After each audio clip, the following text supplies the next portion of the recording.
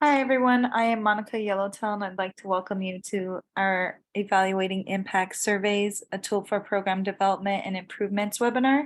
Before we begin, for those who may not know, Redwin is a nonprofit organization that provides tribal technical assistance on a variety of programs, including but not limited to tribal comprehensive rural urban natives, tribal college campuses, and elder abuse.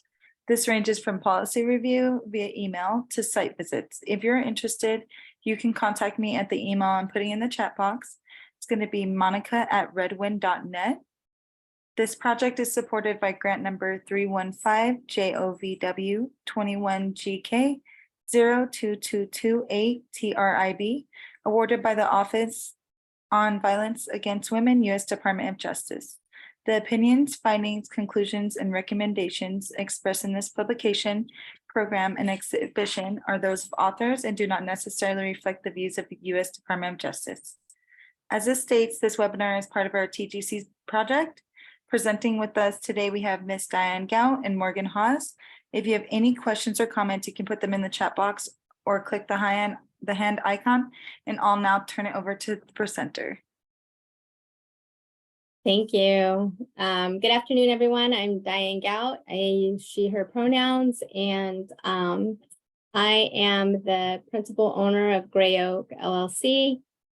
And that's a consulting business that works primarily in tribal communities around data collection and evaluation and program assessment. And I've been doing this work for about 25 years. And I've worked in the field of violence against women for a little over 30 years now. So this, a lot of the work that I do is informed from that work that I've been doing in tribal communities. And so I'm excited to really get into thinking about surveys.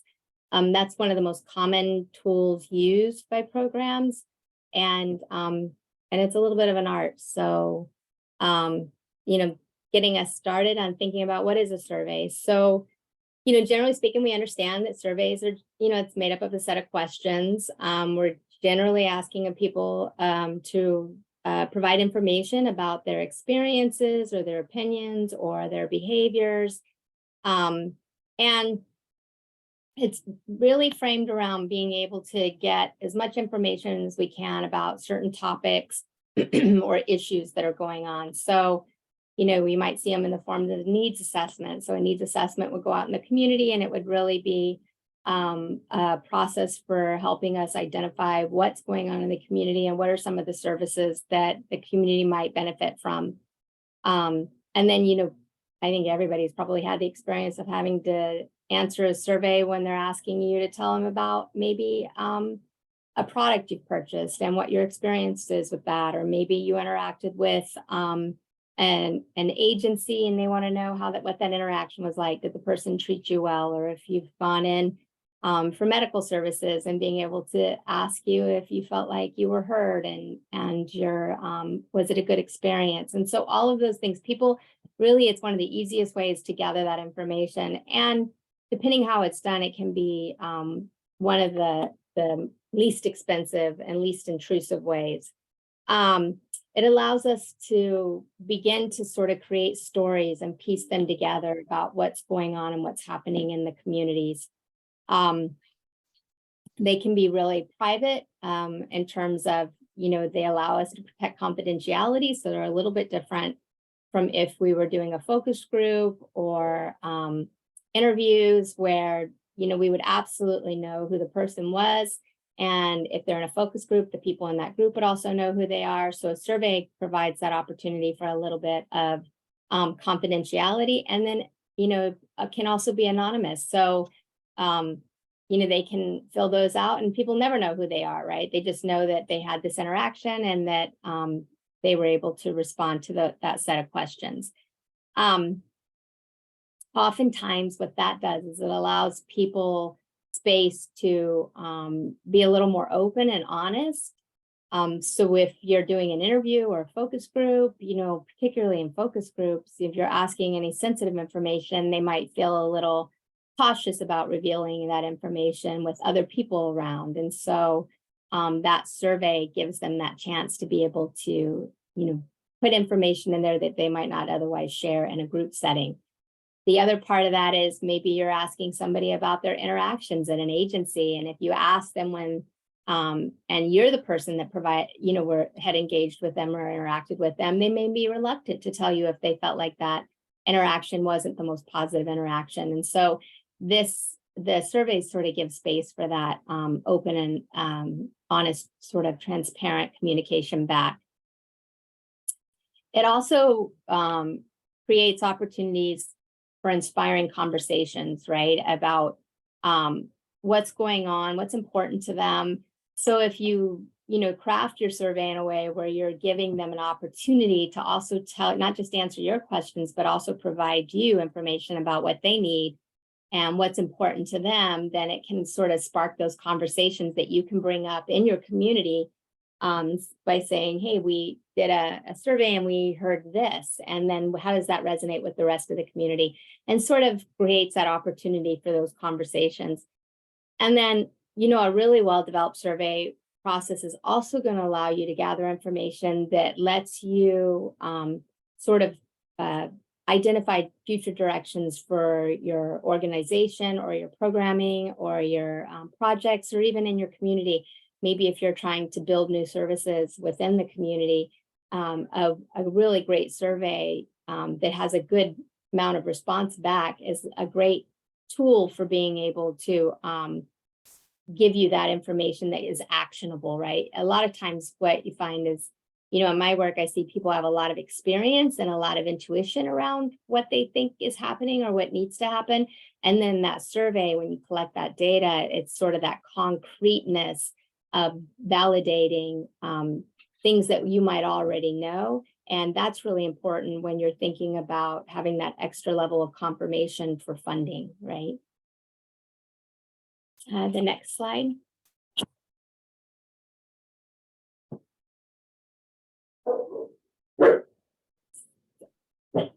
So it's really important when you're thinking about this. There's a couple of things, particularly with OVW and when you're doing surveys, is that if you're using your federal funding, particularly OVW funding, that you're not sort of trailing into research work, because that's not okay. That's not what can't use the funding for that.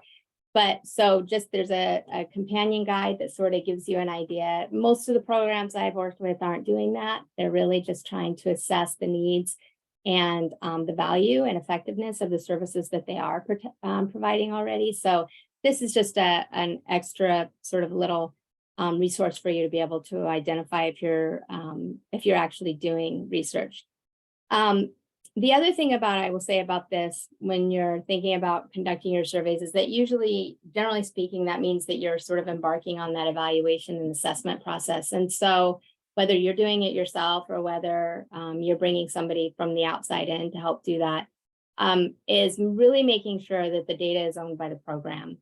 So if somebody's coming in from the outside and they're going to conduct a survey for you, is that there's an understanding that this survey, this data belongs to the programming that's conducting this work, and that information is not going to be used outside of whatever that program needs it used for, unless that's by explicit written consent with whoever you have conducting that survey for you. So that's just a reminder for you there. The next slide. So there's some obvious advantages and some disadvantages with doing surveys. And one of the big advantages is really convenience.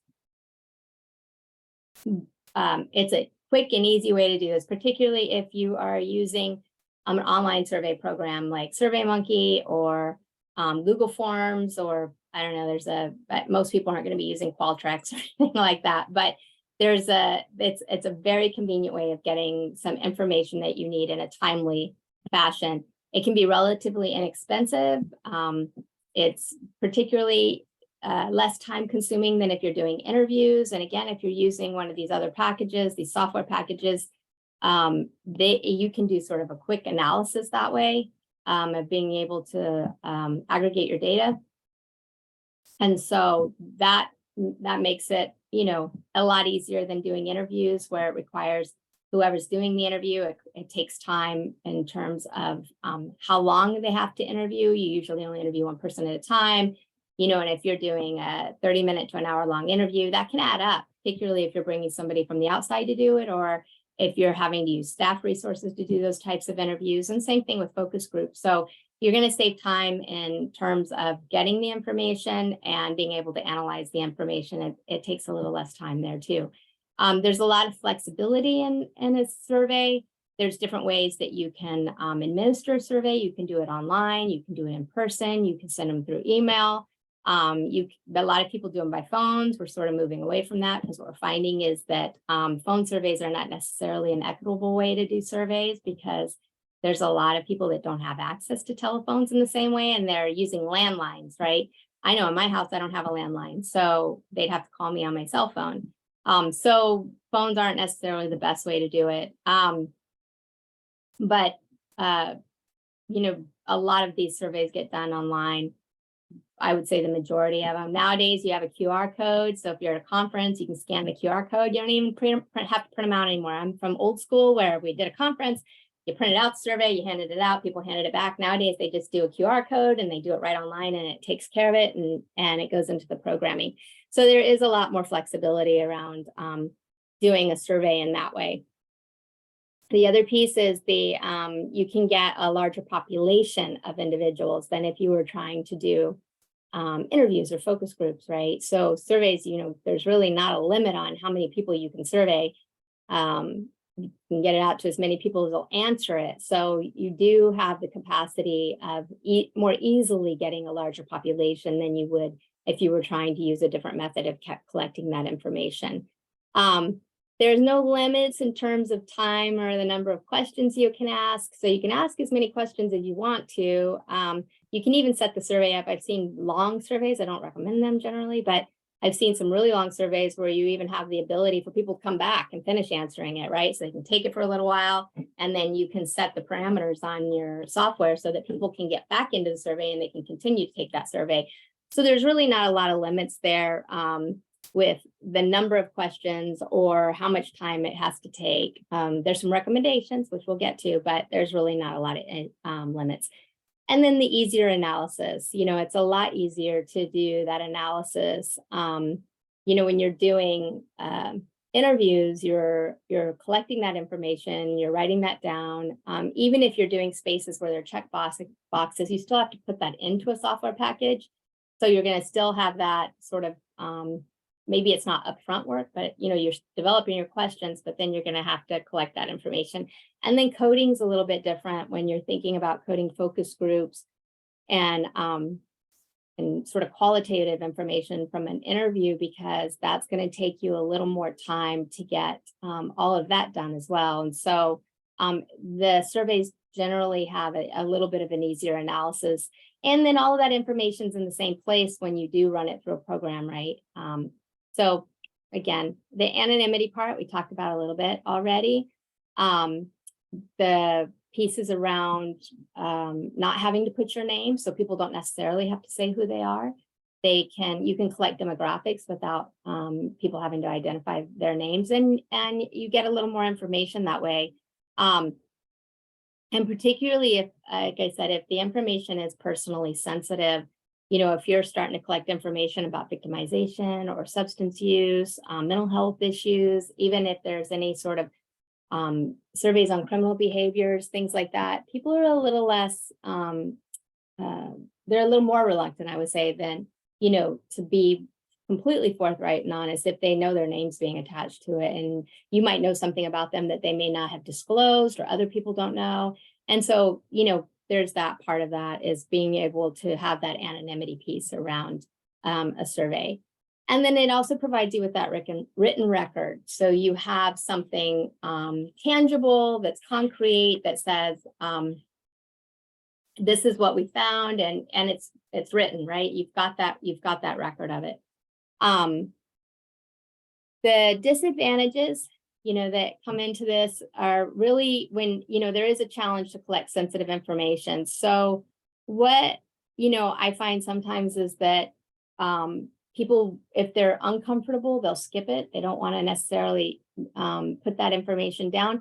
And you don't always know why they skipped it, right? So if they don't answer it, which goes to the next thing of skipped and unanswered questions, you don't know if they didn't like the question. You don't know if there was a difference in interpretation or understanding. Maybe they didn't know exactly what you were asking in the same way that you thought you were asking it, which makes it always a good idea to have other people reviewing your survey with you, maybe having a group, advisory group. But, as that piece of like, we don't know. And that's one of the things that evaluators really, we hate is when we see missing information, because we can't figure out why that information is missing. And if you're doing an interview or you're doing a focus group, if somebody doesn't understand the question, they can tell you that, well, I don't really understand what you're asking. And then you can rephrase it.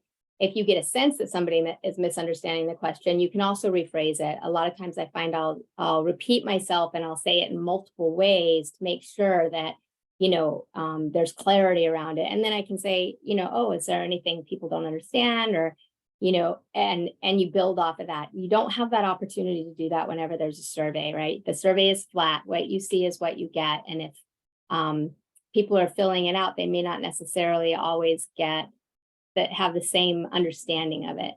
Accessibility issues, making sure that everybody can read, everybody able to read it? Does it need to be in a different language?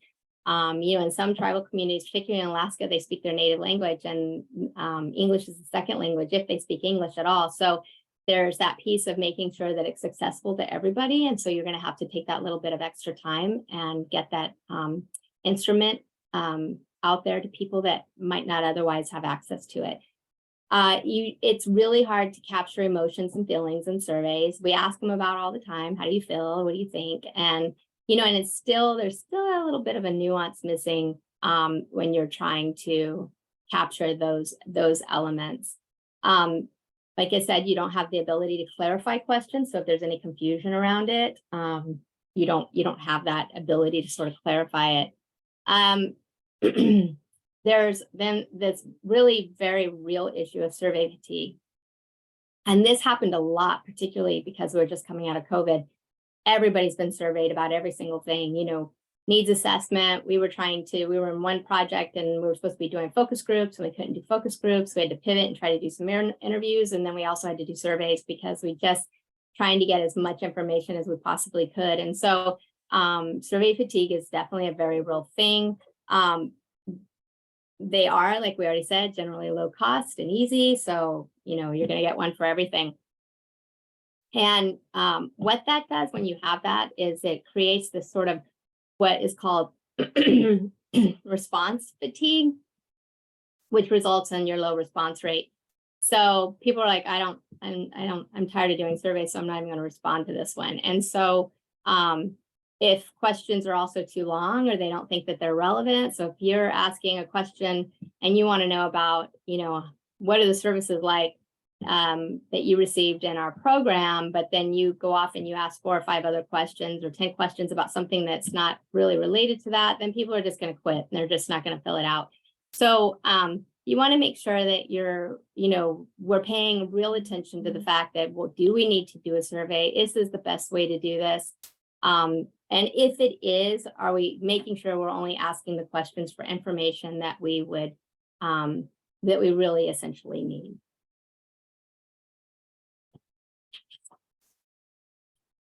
Next slide.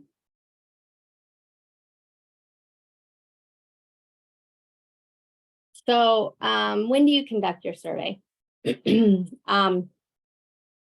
Really, there's, at any point within your organization, there's always a good time. But really, one of the best ways is when you're trying to really understand the needs of your community and the people you're serving. If you're trying to see if the services you're providing are making a difference, are they transformational at all? If you're conducting training, community outreach, it's a good time to sort of do a survey to assess how well that's moving along. If you are creating policy, being able to assess that policy and figure out, is that policy making a difference? Is it working for people? Are there pieces around it that we need to change and alter? If you're looking at direct services, are we providing the right services? Do we need to change services? Do we need to add services? Are there groups of people that are missing from our services? And how do we, and if there are, and we're trying to bring them in, what kind of services do we need for them? Are we expanding services? So we're a domestic violence agency, and we, do provide some services around sexual assault as it's related to domestic violence, but do we need to think about services specifically for victims and survivors of sexual violence, and what would that look like? Really sort of helping you think about that, and really thinking about, sort of if you want to know the needs in your community, right? So when we talked about a little bit about, do we want to do a needs assessment, and what would that look like? So surveys, they can be used for a lot of different ways. And most of the time I see them being used as people trying to assess their program activities or figure out what types of services they need to add to their offerings. Next slide.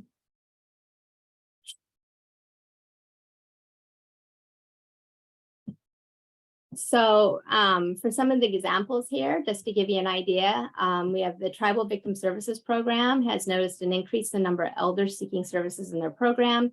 The program does not have specific services designed specifically for the elder population. So the program might consider crafting a survey to administer in the tribal community, as well as to their current elder program clients, to better understand their experiences and their needs. And so this information would inform the programs that they may develop specialized services, create a new project within their program, and potentially seek new or additional funding. In the next example, we have that the Tribal Victim Services Program has been conducting training in their tribal community to better understand if the training material and the methods of delivery are valuable to the participants. The program may administer a short survey. I think most of the time that's where people see them, is right after that, to determine how much knowledge the participants have gained about the topic and or have about the topic. So they might be before they do the training, and then after, a short survey to determine if there was an increase in that knowledge and whether the method of delivery was effective. So did people feel like the way that it was provided made sense? And, did they feel like they had new resources and tools to enhance the work that they're already doing? The next one example is that this program has created a new transitional housing program with supportive services.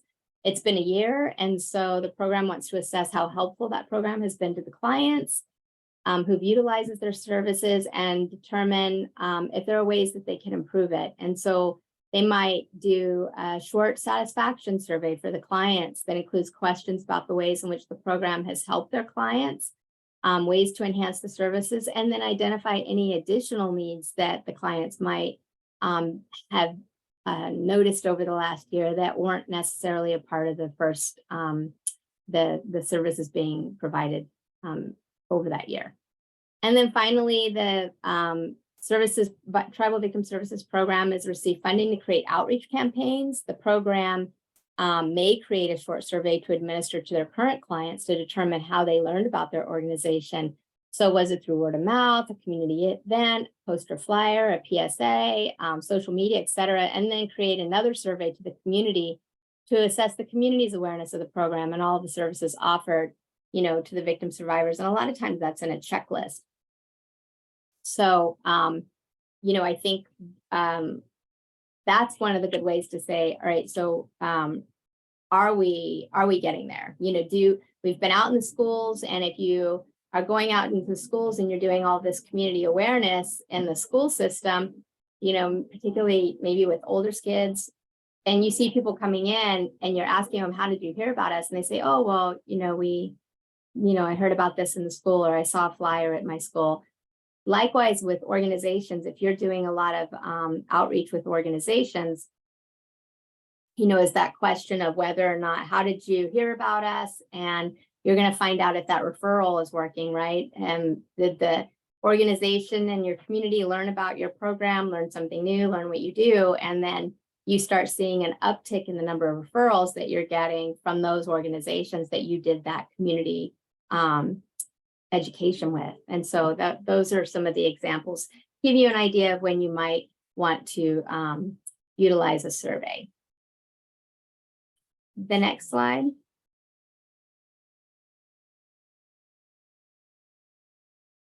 So getting started, some of the things that you want to keep in mind is, why are you conducting the survey? What are you trying to understand? Who are you planning to survey, and how is your survey going to be administered? And so sort of having a good plan around all those things, this really sort of speaks to having a goal for the purpose, right? It's like, what do we want to understand, and why do we want to understand that? Why is it important? Why is this the best way to be able to do this? And, a lot of times people forget about that part. They just sort of say, hey, let's do a survey. And then it's like, well, how are you going to use that? What are you going to do with that information once you have it? Are you trying to improve services? Are you trying to inform the public about some issue that's going on? What exactly are you hoping to do?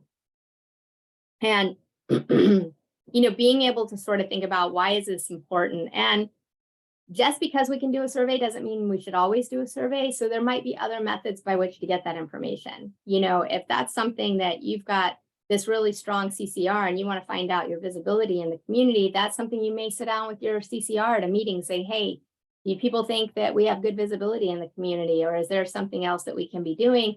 And because those people are in the community, their organizations or their representation, they might have a sense of that, and it might not be important to do that survey. If you're thinking about expanding your program activities and maybe adding legal services, then that might guide you in your efforts, right? You put out an assessment to find out, do people need legal services? Do they need those kind of services in our community? Would that be of benefit? Because that's really sort of that cost benefit analysis. If you decide you're going to create these new services, legal services can be particularly costly. You want to make sure that it's going to be a service that's going to be utilized, right? So that's a good place for being able to do a survey. And what are you trying to figure out? What are you trying to understand? And there's a huge difference. I tell people this all the time, between what you want to know and what you need to know. So this is one of those things that where evaluators can get in their head, and then they're like, oh, well, I've got an audience here, so maybe I can ask a couple of extra questions. And so that comes down to, what is it how are you going to utilize this? Why is this information important? If you're hoping to better inform your outreach strategies, your program might develop a community-wide survey, right? To determine how many community members are familiar with your services and the program offering. So that's a specific type of question set that you're going to be asking. But it might be interesting, right, to survey how many respondents have experienced violence themselves. Well, in order to develop, your community outreach, you don't need to know that, right? It might be interesting to know that. It might, give you some additional information, but it's not essential.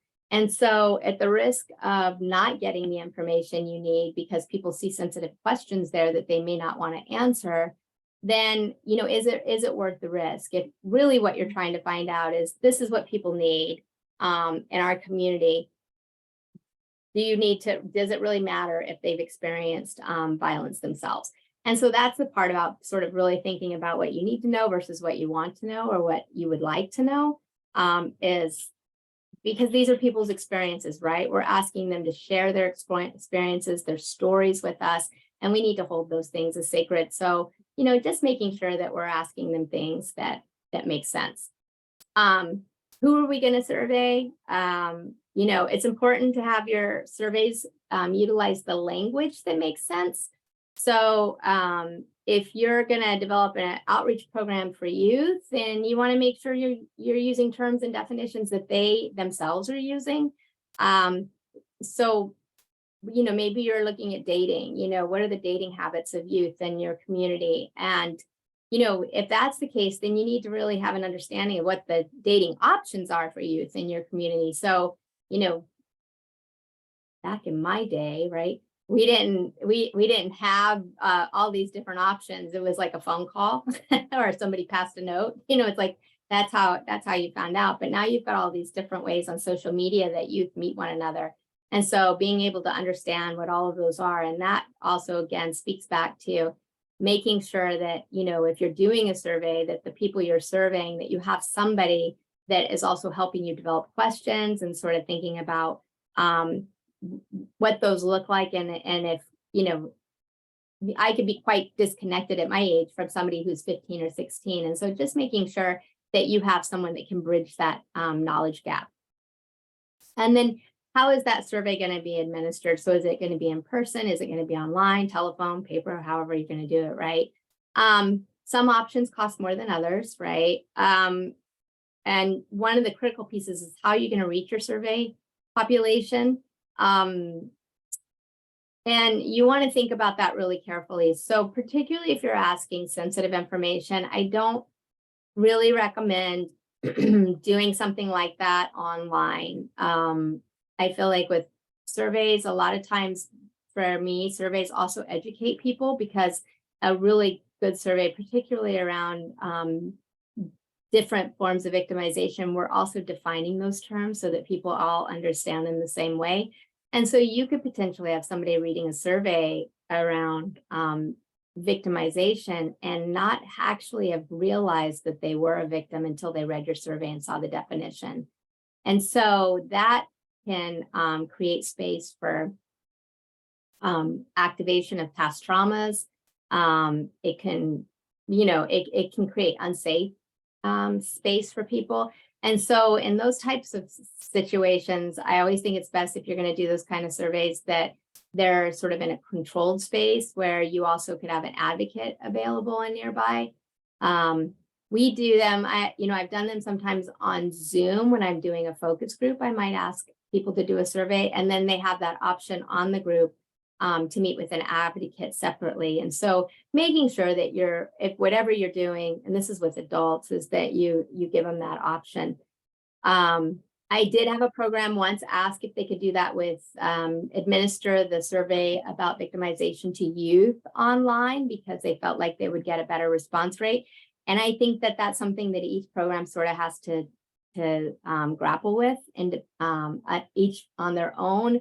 I think there's a lot of, there's some pros to that, because you are going to probably get a good response rate, but the cons to that is that there is making sure there's really going to be available support for the youth if you're asking them some questions that could actually activate some past traumas for them, or some current traumas, right? So, and then thinking about, when you're asking those questions, that you're not asking people to go too far back, because recall can be a problem for some people. And so, making sure that we're thinking about that depending on how we're asking our questions and how they're being administered as well. Next slide.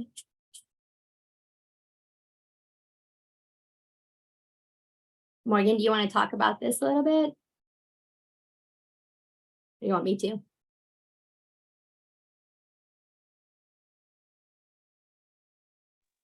I mean, I'm happy to jump in. You're just throwing me under the bus very quickly. Okay, so sorry, I had headphones in right now.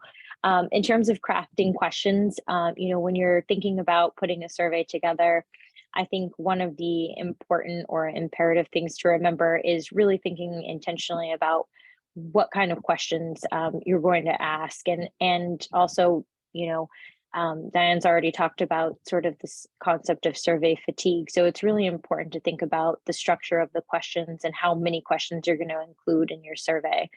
So you can see that, there's typically you'll have some closed-ended and some open-ended questions, and that will include things where we're asking about, sort of the what, the why, the when, the how. So this might be, categorical questions that have yes or no responses.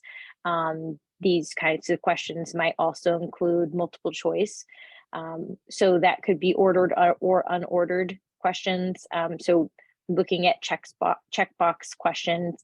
And sometimes in checkbox questions, you'll see that there are, rankings, but these might be based off of, just sort of preference, not necessarily where any of the questions specifically have some kind of quantitative value to them, but there are a lot of people who choose to use matrix tables or other types of questions that sort of have questions within a question.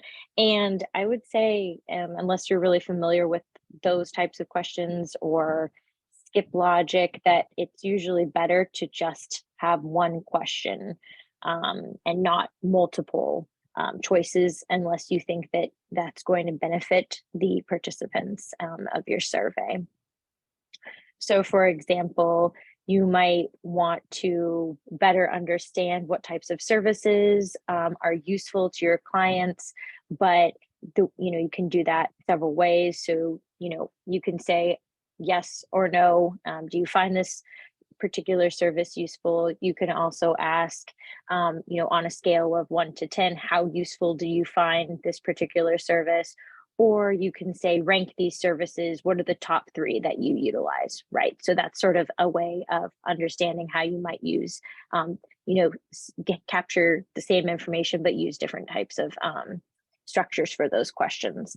Open-ended questions, of course, sort of implied by the open-ended part, but you're really trying to gain insight into how or why people understand something a certain way. So, if you're asking people whether they felt satisfied or whether they felt that they received the services that they were looking for, you're trying to understand a little bit more about how those services impacted them, or maybe what the process was, right? So this is really sort of process oriented.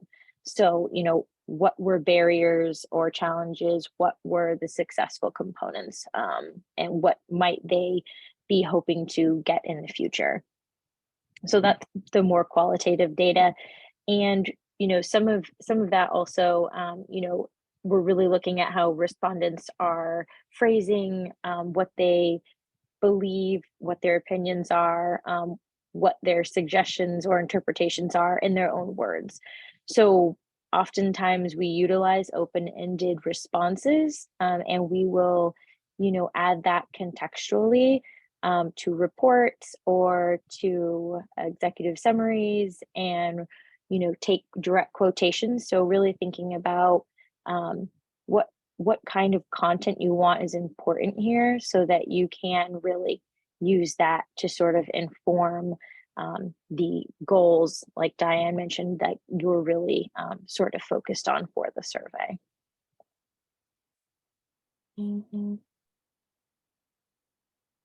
Next slide.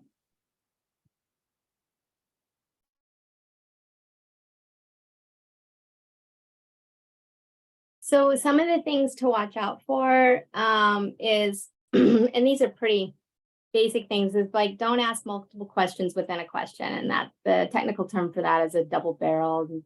People don't really say that too often anymore, but really you don't ask, multiple questions within a question. And so an example of that would be, have you been a victim of dating violence or stalking? So if somebody answers that, you don't know which one they're answering, right? If they say yes, you're like, okay, so which one of it is it? I just reviewed a survey this week where somebody had put in, do you have communications staff and public awareness staff? And so it's like, which one is it? We don't know which one they're answering, right? And so that's 2 questions within a question. So what you'd want to do is you'd want to separate those out and make sure that, you had distinct questions for those. You don't want to have leading questions. And so a leading question would be something like, do you think domestic violence is an important issue in your community? You're you're sort of leading them into that. Like, yep, it's an important issue, because, are you going to say, no, it's not?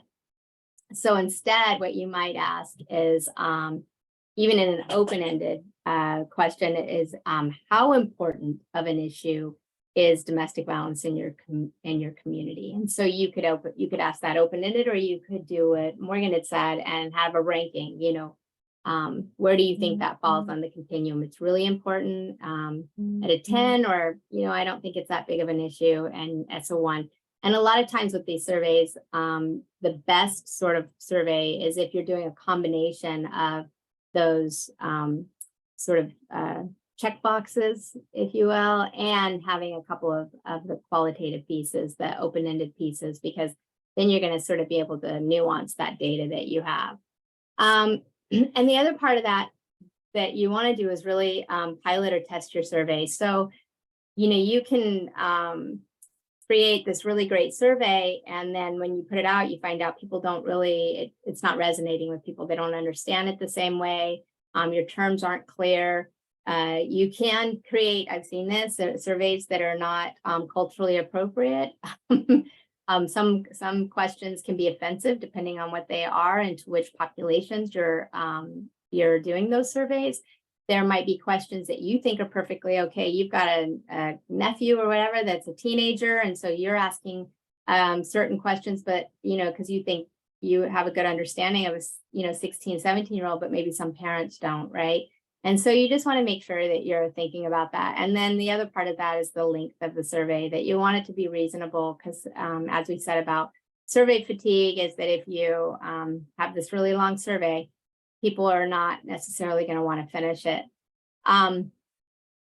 We have this, again, like this little helpful hint about creating a small committee, when you're thinking about it. It doesn't have to be like all these people, you're not talking about 10, 15 people on a survey committee, but as part of, if you're doing an overall assessment, and this is one of the strategies you're using, it's always good to have a little committee that can sort of help guide that process, particularly if there's certain populations that you intend to survey. You want to be able to have those, somebody from that population on your committee so that they can help provide those perspectives.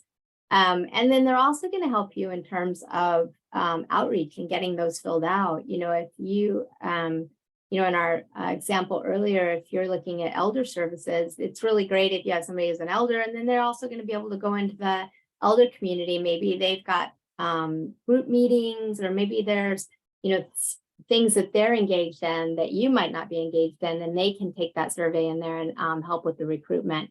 So just thinking about that and having a small committee can be really beneficial. And the next slide.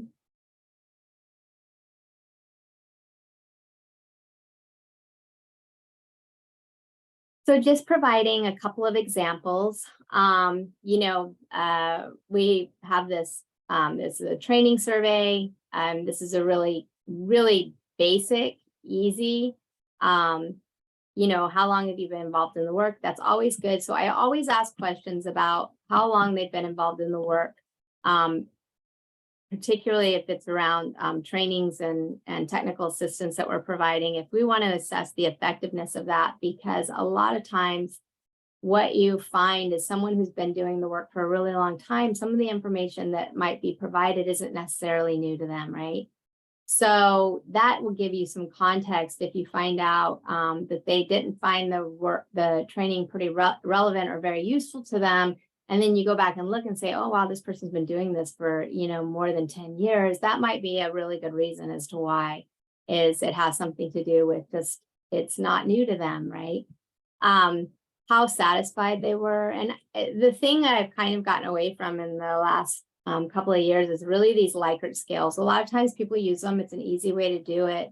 But I think in a lot of ways, what does satisfied mean to us, right? And so for me, I think what I'm more inclined to be interested in is how valuable was it, how useful is it? Did you get information that you feel like you're going to be able to put to use in your programming in the next, 60 to 90 days or in the next 6 months? Did you get information from us that's actionable?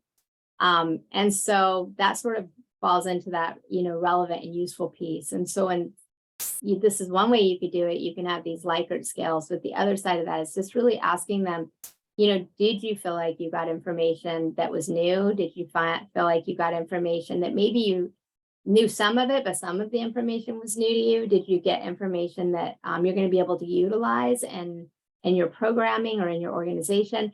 Being able to get to those, because that's really why we're trying to provide this information, right? We're really trying to get information out there that people are going to be able to utilize, and it's going to help them develop better services for the people that they're serving. And then, if you're asking a question, a qualitative question, an open-ended question, the information you found most valuable or increased your excitement about this work was what? Let them tell you, right?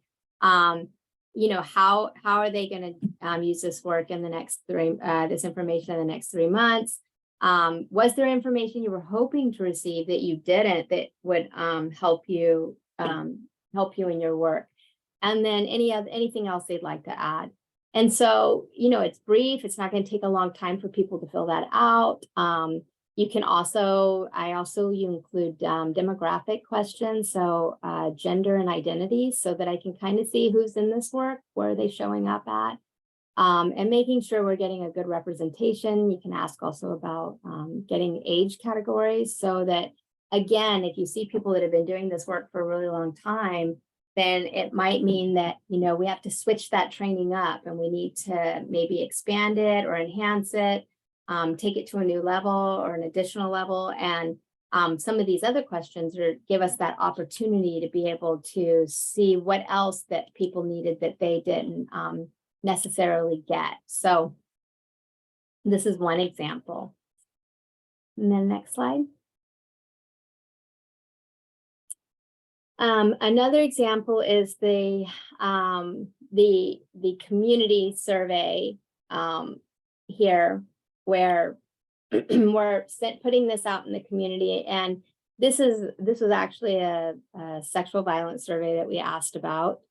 And we put it in the community to find out, were they getting everything that they needed, and are there services that they needed, and are there reasons why they felt like that survivors might not come forward. And so, we wanted to know if they were a tribal member. This is again, some of the demographics that we collected. There were some others, but, identifying their gender, and just sort of going through and, getting things on a scale. So on a scale, which services and do you believe are most needed in your community? And so the scale would be not needed, somewhat needed, or very much needed. We have check boxes. Which populations do you believe are most underserved in the community, and letting people identify what those are, and they could check all that apply. We've got questions about which types of sexual violence do they think are of most concern in their community. And again, they can check all, and they can also, one of the things is making sure people have other. I put other in almost all my questions because I can't always think of everything, right? And this particular survey was created in coordination with an advisory group. Any additional information they want to add, talking about how violence has impacted their community. Now this particular survey was also developed after doing focus groups and interviews. So we had heard a lot of the different things in those interviews. And then we were able to take the information from the interviews and create these check boxes and put them into a survey that was going to go out to a broader audience. So that was one of the value pieces of doing some of the interviews and focus groups ahead of time. And then asking if they think it's improved or worsened over time. And then asking if they were familiar with the services provided by the organization. And all of that sort of speaks to what do we need? Do they even know what the programming is and what that looks like? And so this is just it's a pretty short survey, but it gives people an opportunity to see what, sort of get that really, we were very, very intentional about what we were trying to understand in that needs assessment. Next slide. So prior to doing any type of assessment work, and whether it's surveys, interviews, focus groups, any of that, you should always have informed consent. Informed consent is really sort of our way of saying we value what you're saying, and you have a right to understand how that information is going to be used, how it's going to be protected, how confidentiality is going to be maintained. Whether the survey is anonymous or not, people don't necessarily always understand that. And that they have a right to not complete the survey, to skip questions, to end it at any time without any kind of negative consequences. So, they're not going to lose services. They're not going to be denied services. It's not contingent upon them getting services, none of those pieces. And so, informed consent can be very straightforward and basic, but it should be included with everything. And whether you're doing that survey online and it's a short survey at the top, a lot of times what I'll do is have the consent at the top of the survey. And once they check that box, then they can go forward that they've read the consent. They can still stop the survey at any time that they feel like they want to stop, and they can skip questions. Do I like it when people skip questions? It's not ideal from an assessment point of view, but it is absolutely their right to be able to do that and to take care of themselves in whatever way they need to. There are VAWA confidentiality provisions at justice.gov. So if people are not sure what those are, and that sort of just talks about how confidentiality has to be maintained, and thinking about what that actually looks like when you're reading that out, and making sure that you're not releasing information. Confidentiality doesn't necessarily always mean people's names. It can also be information that they provide that could otherwise indicate who they are. So the next slide. So for an example, this is something that, I'll have is participation in this survey is completely voluntary and anonymous. The data being collected will be used to assist in the planning and development of services specific to survivors of sexual assault. No identifying information will be collected. You have the option to skip any questions or stop the survey at any time. So if you're collecting demographic information, so that would be age, race, or gender, then any other identities that would speak to the demographics, or any personal information. So personally identifying information would include their name, their birth date, their contact information. You need to have a data protection strategy in place for that. So how are you going to make sure that that information doesn't get out? If you're keeping it on your computer, are you the only one with access to that computer? Are you the only one with access to that survey? If you're using like SurveyMonkey, are you the only one that has access to that survey? Or are other people using the same account within your organization, and would they potentially have access? And if other people are going to have access to it, you need to make sure that the people taking the survey understand that. Otherwise, you can lock those surveys down so that you're the only one that has the access to it. So you want to make sure that if people come back and have questions, particularly if you're going to be asking sensitive information, then you want to make sure that you have that data protection in place. And just understanding, like I said, identifying information doesn't always have to be demographic information or their names. So there could be other unique identifiers. So for example, if someone releases the name of the person who has caused them harm, and you release that name out, that name doesn't necessarily have to be kept confidential through the confidentiality provisions. However, if you release that person's name, then you might be inadvertently releasing the name of the person they harmed, right? Who might have been the person who took your survey. So making sure that you keep that in mind is that, if somebody responds to your survey and they had a specific incident that had happened, is making sure that that doesn't show up, in your results, in your analysis when you're reporting that out, is that being really careful about who could get identified by whatever their statements might be, right? For example, in that survey that I showed you in the community survey, we had a number of people who wrote quite a bit, and there were a lot of disclosures. Even though we weren't asking about people's personal experience with sexual violence, there was a lot of disclosures.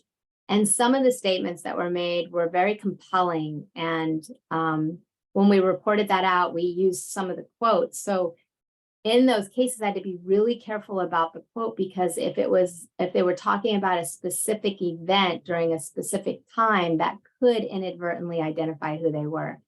And so being able to sort of make sure that you've got a couple of eyes on that when you're going to report out your findings and being careful with that. I was And going to then add next- something. Oh, go ahead. I also think that something to consider, we talked about this at the last, on the last call, on the last presentation, is the use of incentives, right? So incentives are great because they do allow us to, really sort of attract participants to participate in the survey that we're putting out. But the other thing about incentives is really, I think, being thoughtful and considering how are we going to collect their personal information, but also protect it, because typically when it comes to surveying, we ask anyone, for us, at least towards the end of the survey, we ask if you want to be included in a raffle, or you want to be, the recipient of an incentive, provide your contact information. But thinking about how you're going to keep that contact information private, so that you are, not having that on hand connected to any of their responses, is really something to think about when you are developing and creating the survey. It shouldn't be something that's an afterthought, but something that you're doing really while you're sort of structuring the survey and thinking about, what's that going to look like, and sort of how that process is going to unfold. Yeah, and one of the examples we did with that was we had 2 pages. So when we had to give out those surveys, paper copies, we had 2 pages. So they would fill out their name and information needed for the incentive on one page, and then the survey was a different page, and they went into 2 different boxes. And so you were not able to really tie their responses to their survey. And so just sort of, you want to think about how to be creative with that and the best way that you can. Next slide, Morgan, do you want to talk about the survey platforms?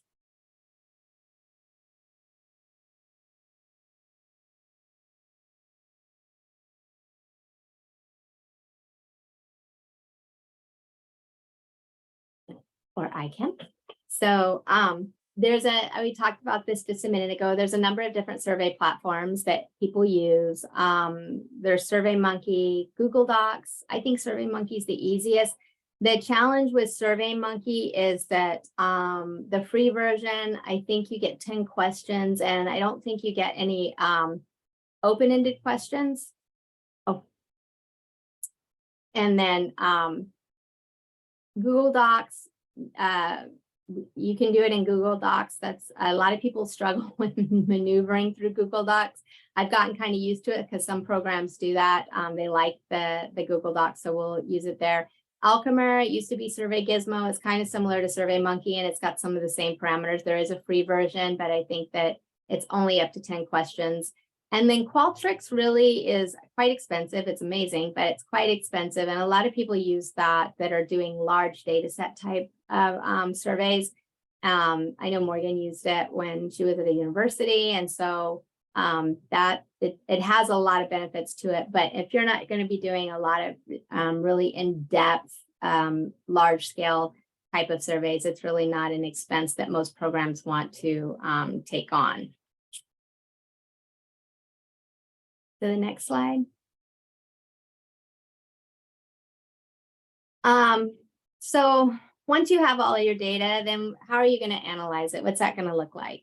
You're really at this point, you're starting to uncover the stories, so you're gonna do sort of that, tabulate your questions. You're gonna think about that in terms of, really it's sort of like adding it up. How many people said this, which were the number of topics that people identified the most. You're just pulling all that information together, right? And with your narrative information, you're looking for common categories or themes of what people are talking about. And that's how I said when we looked at some of the narrative information that we got from the interviews and focus groups, then we were able to sort of create these other checkboxes based on that. So those really were the themes that were showing up. And then we just put that out to see how that resonated in the community. And then a lot of times what you're going to do is you're going to, you see these all the time. People display this information in charts and tables. You see quotes, that are pulled out, that sort of highlight some of the data that's been collected.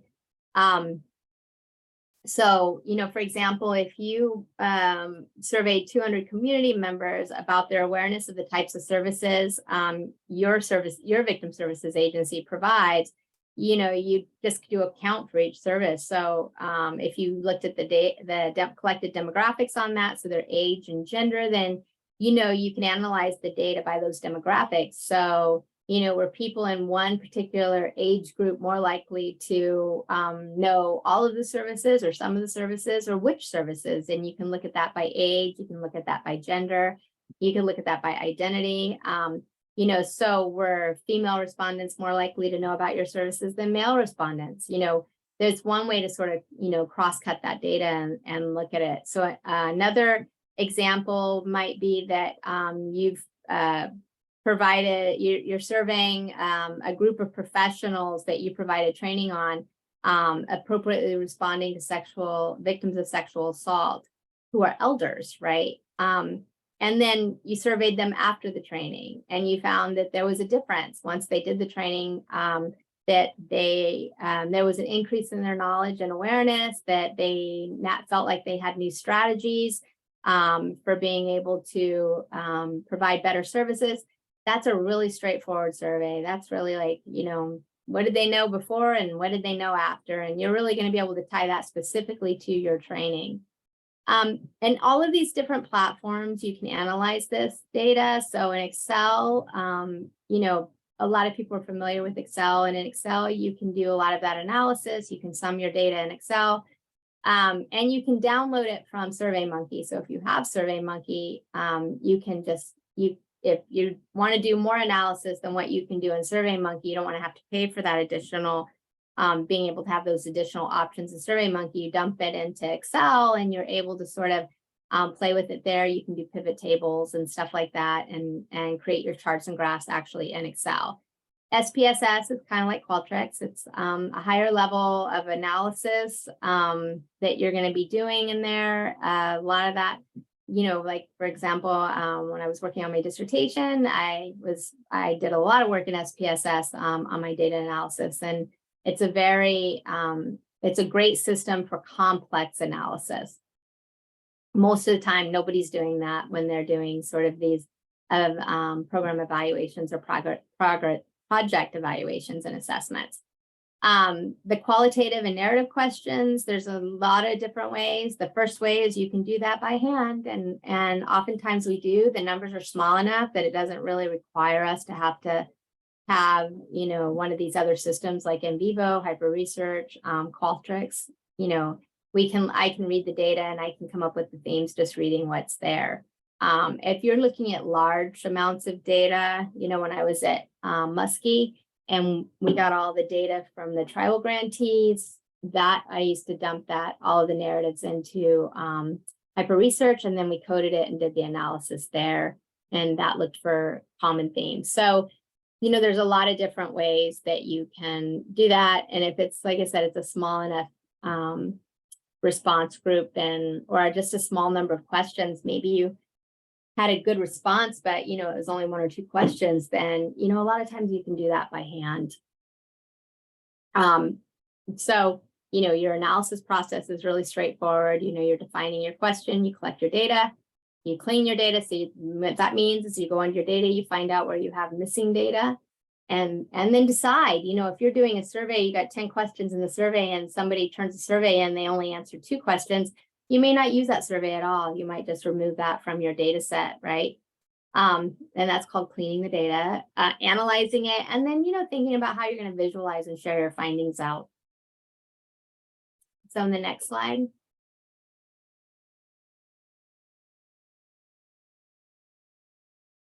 And one way of doing that is, everybody's seen these, I'm sure, graphs, charts, and tables. So, the different, they can be developed in the survey platforms as well. You can also develop them in PowerPoint and Word. So, in SurveyMonkey, you can pull the graph right out of SurveyMonkey and download it. PowerPoint, I love PowerPoint because one of the things that it started doing is moving away from these long reports. Most people don't want to see those long reports. They don't even read those long reports. So what are different ways that we can sort of demonstrate our data and our findings that make it a little more palatable to people? And that, what I'm finding is in PowerPoint. So Morgan and I worked on a project, a housing project, where we interviewed landlords. So they were trying to expand the pool of landlords that would be willing to provide reduced rent housing to survivors and waive some of the requirements that they would have of non-survivors in terms of being able to rent from them. And so they wanted to recruit more. So we did the interviews and really, about what their experience was like being in that program, the landlords, what would they recommend? How would they recruit additional landlords? What would they say to other landlords to get them to participate? And then we took all that information, and rather than writing a report, we created a PowerPoint so that they could kind of go out on in the circuit, if you will, and they could just do, this PowerPoint of findings that was pretty straightforward to a group of people instead of having this report. So PowerPoint's great. They do great. You can do great charts in there. And yeah, and sometimes that's the best way to sort of display your data so that it's right at a glance and people don't have to read it. You're getting that point to them. I think what we're seeing a lot of too is a lot of use of Canva. We've been utilizing Canva a lot to create graphs and charts, but also mostly a lot of infographics. The programs that we work with, they really love having something on hand that is accessible and that helps people, sort of engage and digest the information quickly. And having a 1 or 2 page infographic that really highlights the results of the survey seems to be very useful for most of the folks that we work with. Yeah, and we'll have an example of that towards the end where you can see it. And yeah, so those are fun. And for somebody who's not particularly creative, I love Canva just because I don't have to be creative. It sort of does the creativity part for you. So yeah, we'll talk about that in just a minute, and Morgan can walk you through that. The next slide, do you want to talk about the narrative analysis, Morgan? Sure. So, we're thinking about narrative analysis. We're thinking about quotes, right? So I mentioned this a little bit earlier, but really thinking intentionally about what do we want to pull out and extract from the data that we've gotten and the feedback that we've received from the participants. So after we sort of comb through our data, right, whether that's by hand, whether that's using some sort of, qualitative assisted software, we're going to think about the themes that we see. So for me, I don't know, I'm a visual learner. I like to go through and I sort of count what I'm looking at. So I might sort of try to quantify the themes and say to myself, what is the overarching theme of this and how does it connect to these smaller sub themes? So we're looking, at identifying the themes here. So we're looking at sort of general themes, how they're connecting to these sub themes. We have examples here looking at something maybe specific on focus on helping children, and then looking at something and conceptualizing it as a generational issue, looking at overall lack of faith in law enforcement, and sort of thinking about how does this connect to sexual violence, right, community norms, and sort of the victim experience overall, especially if we might be, say, putting a survey out where we are surveying victims. So then we're going to go to sort of selecting the quotes, right? And so you can see here that we've selected a few quotes that look specifically at this concept of this being a generational issue. So thinking about generational trauma. So, the first person here is saying, I believe that this is a generational issue, generational trauma. It's carried on even when people aren't aware of it. It gets passed on how it should be handled. Like, you don't discuss it. It is something you tolerate and allow. You let it happen to you. It has become normal. You accept it and expect it will happen again. So we see that we're really emphasizing here, like, this person's connection to the trauma and how this trauma is carried generationally, intergenerationally, and the fact that, it's something that people are internalizing and that they might not even be aware of it. And the same thing with that second quote, is that piece about law enforcement, and why they don't want to report to law enforcement, right? It's because of the shame. And that they feel like they don't do anything anyway. So these quotes support the themes that were pulled out. And that's a lot of times how you contextualize those themes. So when you're seeing something in the data and then you see these quotes, you're able to sort of pull those pieces together and say, okay, so now we're sort of like, it's kind of like putting the leaves on the tree, right? You have this bare tree, you don't always know what it is until the leaves and stuff come in, and then you're like, oh, okay, that makes sense. So it gives you that, it provides that additional support. And again, with this analysis, sometimes you could also do this analysis the same way you do your numbers and your check boxes, is doing this analysis by the demographic. So do certain people see this differently than other people? So maybe if you were looking at this through the separation of age, right? Do older people see this as being more likely to be a generational issue than younger people, because the older respondents have that sort of historical knowledge of it, right? Because they're just by the fact that they've lived longer. And so they might be able to sort of speak to that generational issue a little bit differently than the younger respondents would. But maybe, everybody sort of has that thing around a lot of shame is placed on victims. So, that might not be an age thing, but, maybe that's a gender thing. So really being able to sort of look at your data through a number of different lenses is always really valuable. And having your committee, right, that's going to help you with this. So once you have your analysis, the other part of that is really sort of saying, well, what are our next steps? So, how are you going to utilize this information to make changes? There's a lot here, right? When you look at this, there's a lot. So, one of the themes that came out was that there was a lot of focus on children, and how are we going to help our children? So there's that piece. And then the generational part, the lack of law enforcement or trust in law enforcement. So that's a whole nother thing. So that's not about services. That's really about how do you improve those relationships with law enforcement and the community? How do you deepen those, or how do you create more of that transparency and trust, right? What does that look like? The fact that it has become normalized and people don't even know how to report it or have the words to describe it. So that means that we've got to do some more community education. We really need to get out there and, well, nobody wants sexual violence normalized, but what we want normalized is people being able to talk about it, right? And to discuss their needs and to get the services and seek help and assistance when they need it. So that's what we want to normalize. The shame piece, and that again is working with your community and making sure survivors understand that this is not something that they did, that happened to them, but they are not responsible for that, and therefore the shame is not theirs to carry.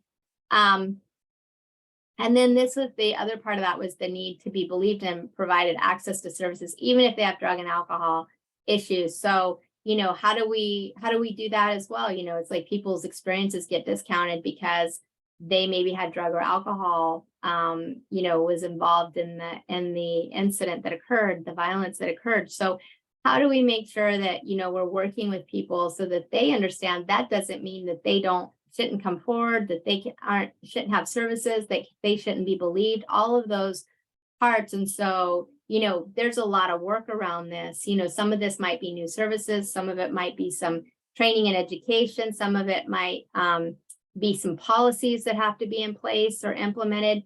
Maybe some policies are old and antiquated and need to be removed. So it sort of gives you, there's a lot of different places that this can go, and having a committee available to you to sort of help, drive that response to these findings is really going to be very helpful. Next slide. Are you there, Maureen? You want to talk about the infographic? Yeah, sure. I personally love the presentation of data. This is exciting to me. I don't know, something about helping people visualize data and really conceptualize like how they're going to empower their communities through the use of data is just, I don't know, something I get very excited about. So you can see here in the infographic that we're given an example of that this was, I think this one was created in Canva, right? Yeah. Yeah, I was going to say this one looks like it was created in Canva. So you can see like with the infograph here that we've really taken the information that we've gotten from the survey, right? And we've put both quantitative and qualitative information on. So, you know, in the example, we're saying that, you know, this, you know, basically that the Dear Nation might share this data, right? In the past 6 months, you know, 500 victims of domestic or sexual violence received comprehensive services. Of these victims served, 44% were survivors of domestic and dating violence, 51% were survivors of sexual assault, and 5% were survivors of stalking.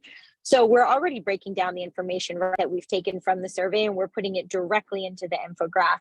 And we're really sort of conceptualizing the main points that we took out of this. So we're not taking everything and putting it on, you know, this in this platform, like on this one piece of paper. We're really taking the things that sort of stood out and we're going to highlight those. And then, you know, you can see that we've sort of shaded in using pictographs, these different little icons that are representative of different types of data points. So we're looking at sort of victims of domestic violence, sexual assault, or stalking. And then we also have, you know, these sort of icon boxes on the bottom with blocks that are really telling a story and helping to sort of demonstrate the flow of that story, you know, looking at the different sort of percentages and victims that are receiving services. So you can see that, you know, per the icons and the symbols that we're representing in these data blocks. And these are like I think the big value of these is that they're easily consumable, right? So, you know, if you're doing this short survey, you've got 10 or 15 questions and you want to pop out something that's going to be the most imperative pieces of this that you want people to see, this is a great way to do that. This allows you to demonstrate that. And it's, you know, it catches people's attention. It's not overwhelming. They're not trying to shuffle through, you know, a 20-page report. It's really, it's right there. It's on hand.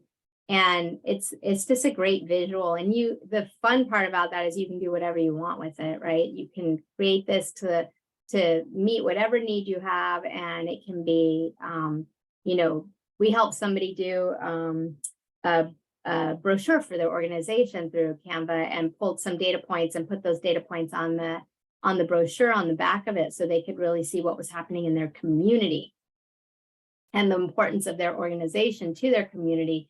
And it was because those data points were available that people could see right away, oh, wow, this is really an issue in our community. And oh, yep, and we have this organization and this is what this organization does. And so it's a great opportunity to be able to do that. And like I said, it's not overwhelming for people when they're seeing that. Next slide.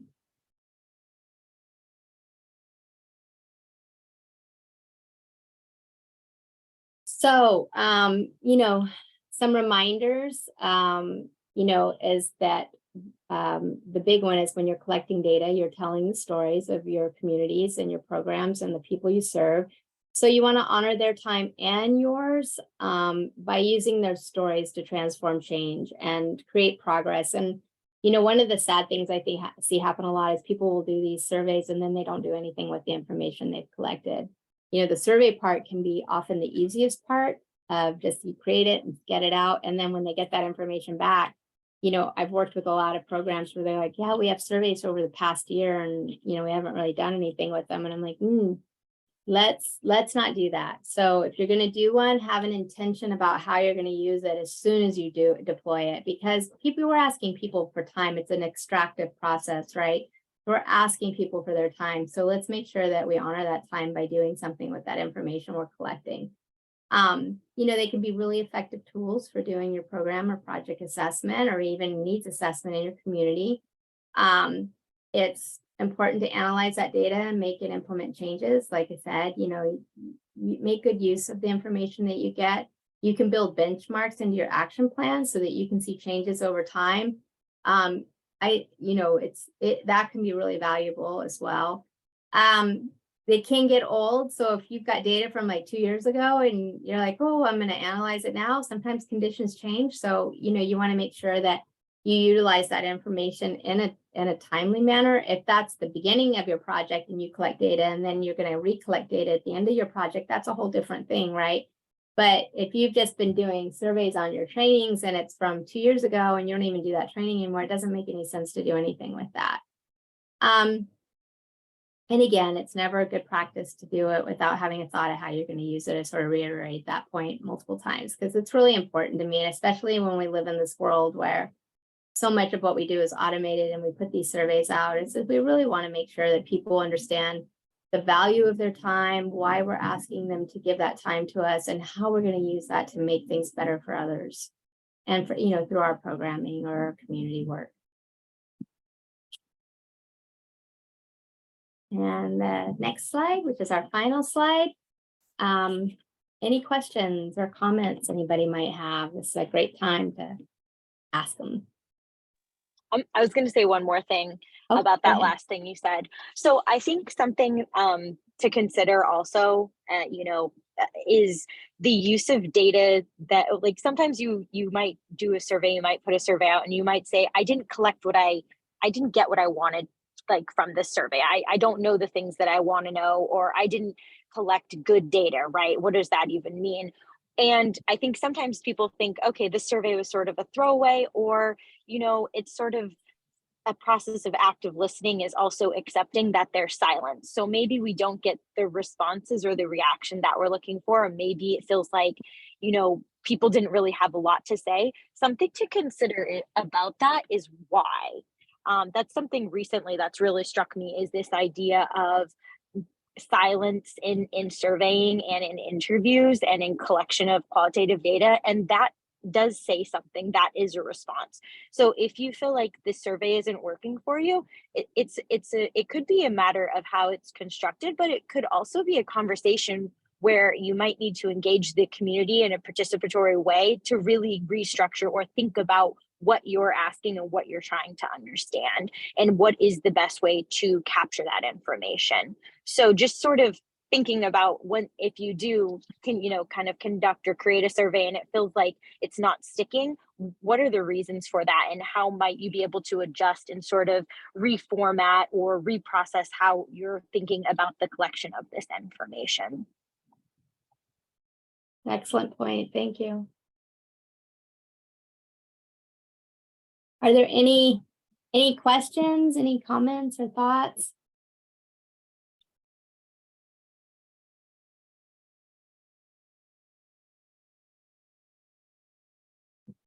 Alrighty, if there are no questions at this time, I would like to thank you, Diane, Gout, and Morgan Hawes. Coming up next in the series is the Evaluating Impact Logic Models and Timelines, Essential Tools and Program Assessments and Implementation with Diane Gout and Morgan Hawes.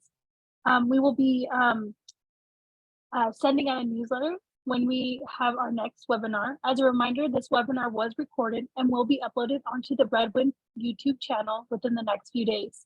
You can also find previous recordings there. In closing, I'd like to thank our presenter, Diane Gout, and Morgan Hawes. I'd like to thank our captioner, and I'd like to thank all of you for joining us today. I hope you all have a wonderful rest of your day, and I hope to see you at the next webinar. Thank you.